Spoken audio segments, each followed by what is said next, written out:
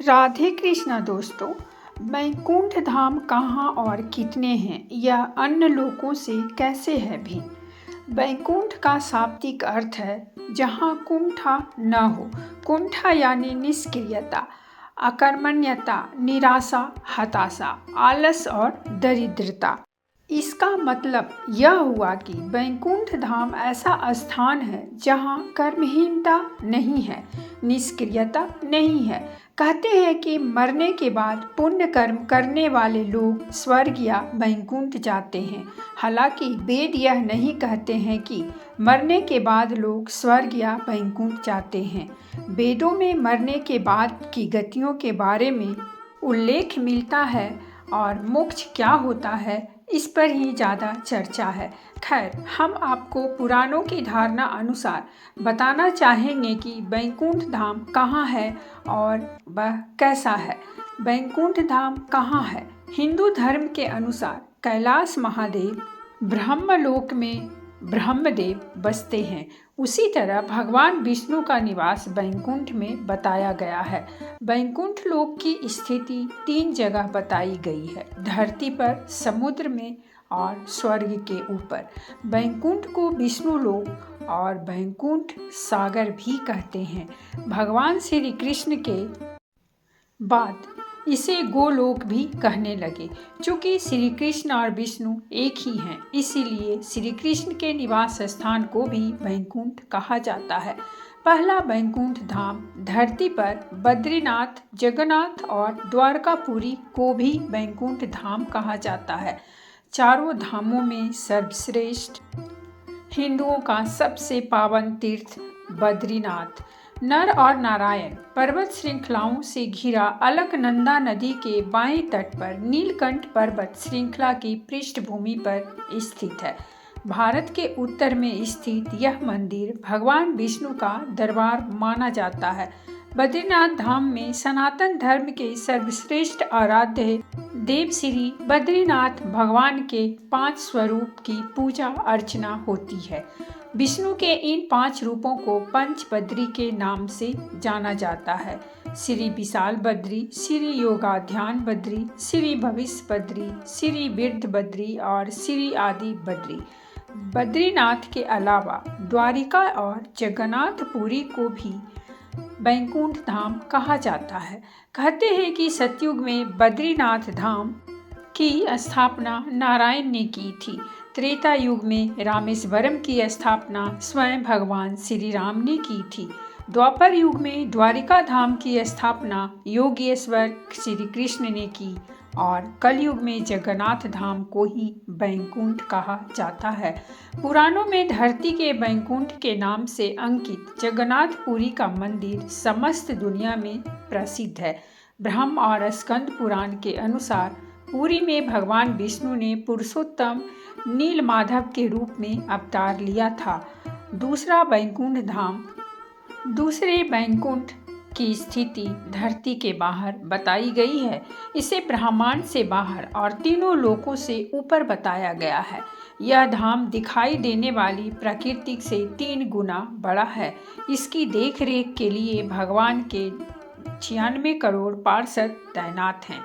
हमारी प्रकृति से मुक्त होने वाली हर जीवात्मा इसी परम धाम में शंख, चक्र, गदा और पद्म के साथ प्रविष्ट होती है। वहाँ से वह जीवात्मा फिर कभी भी वापस नहीं होती।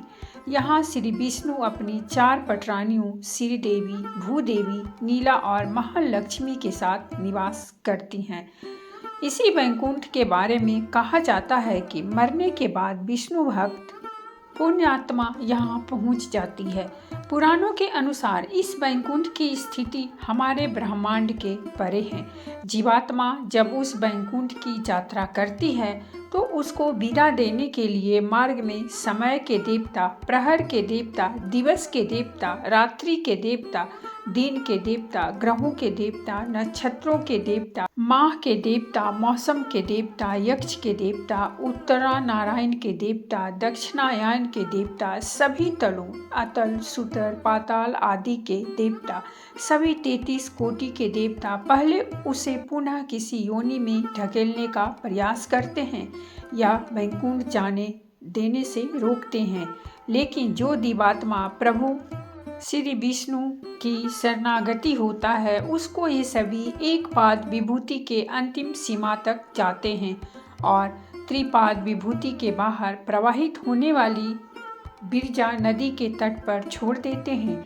इसी एक पाद विभूति में हमारा संपूर्ण ब्रह्मांड और सारे लोक अवस्थित हैं। इस एक पाद विभूति की सीमा के बाद शुरू होता है वैकुंठ धाम। पौराणिक मान्यता है कि इसी वैकुंठ धाम और एक पाद विभूति के मध्य बिरजा नामक एक नदी बहती है। इस नदी से ही त्रिपाद विभूति शुरू होती है, जो वैकुंठ लोक है। मुक्त होने वाली जीवात्मा को जब सभी देवता बिरजा नदी तक छोड़कर जाते हैं, तब वह जीवात्मा नदी में डुबकी लगाकर उस पार चली जाती है। उस पार से पार्षदगण उसको सीधे श्री हरि विष्णु के पास ले जाते हैं, जहाँ वह उनके दर्शन करके परम आनंद को प्राप्त करता है। इस प्रकार त्रिपाद विभूति में ही वह जीवात्मा सदा के लिए स्थापित हो जाती है। पुराणों में इस वैकुंठ धाम का बड़ा ही रोचक चित्रण किया गया है। हे अर्जुन, अव्यक्त अक्षर इस नाम से कहा गया है। उसी अक्षर नामक अव्यक्त भाव को परम गति कहते हैं तथा जिस सनातन अव्यक्त भाव को प्राप्त होकर मनुष्य वापस नहीं आते, वह मेरा परम धाम है। तीसरा वैकुंठ धाम है। भगवान श्री कृष्ण ने द्वारिका के बाद एक और नगर बसाया था, जिसे वैकुंठ कहा जाता था। कुछ इतिहासकारों के मुताबिक अरावली की पहाड़ी श्रृंखला पर वही वैकुंठ धाम बताया गया था, जहां इंसान नहीं सिर्फ साधक ही रहते थे। भारत की भौगोलिक संरचना में अरावली प्राचीनतम पर्वत है। भूशास्त्र के अनुसार भारत का सबसे प्राचीन पर्वत अरावली का पर्वत है। माना जाता है कि यहीं पर श्री कृष्ण ने वैकुंठ नगरी बसाई थी। राजस्थान में यह पहाड़ नैऋत्य दिशा से चलता हुआ ईशान दिशा में करीब दिल्ली तक पहुंचता है। अरावली या अरवली उत्तर भारतीय पर्वतमाला है। राजस्थान राज्य के पूर्वोत्तर क्षेत्र से गुजरती 560 किलोमीटर लंबी इस पर्वतमाला की कुछ चट्टानी पहाड़ियाँ दिल्ली के दक्षिण हिस्से तक चली गई है। अगर गुजरात के किनारे अबूर्द या माउंट आबू का पहाड़ उसका एक सिरा है, तो दिल्ली के पास की छोटी छोटी पहाड़ियाँ धीरज दूसरा सिरा। वैकुंठ और परम धाम में क्या अंतर है? परम धाम कहते हैं कि परम धाम में जाने के बाद जीवात्मा सदा के लिए जीवन और मरण के चक्र से मुक्त हो जाती है। यह धाम सबसे ऊपर अर्थात सर्वोच्च है, जहाँ निरंतर अक्षय की सुख अनुभूति होती रहती है। यह धाम स्वयं प्रकाशित है। यहाँ न सुख है और न दुख। यहाँ बस परम आनंद ही आनंद है। वैकुंठ धाम मान्यता है कि इस धाम में जीवात्मा कुछ काल के लिए आनंद और सुख को प्राप्त करती है, लेकिन सुख भोगने के बाद उसे पुनः मृत्यु लोक में आना होता है। इस स्थान को स्वर्ग से ऊपर बताया गया है। वैकुंठ के ऊपर कैलाश पर्वत है। वैकुंठ का सूर्य और चंद्र प्रकाशित करते हैं। यहाँ गौर करें तो यह विष्णु का बद्रीनाथ धाम हो सकता है। हिंदू धर्म के अनुसार भगवान श्री विष्णु के धाम को वैकुंठ धाम कहा जाता है। आपने 4 धामों के नाम तो सुने ही होंगे: बद्रीनाथ, द्वारिका, जगन्नाथ और रामेश्वरम। इसमें से बद्रीनाथ धाम भगवान विष्णु का धाम है। मान्यता के अनुसार इसे भी वैकुंठ कहा जाता है।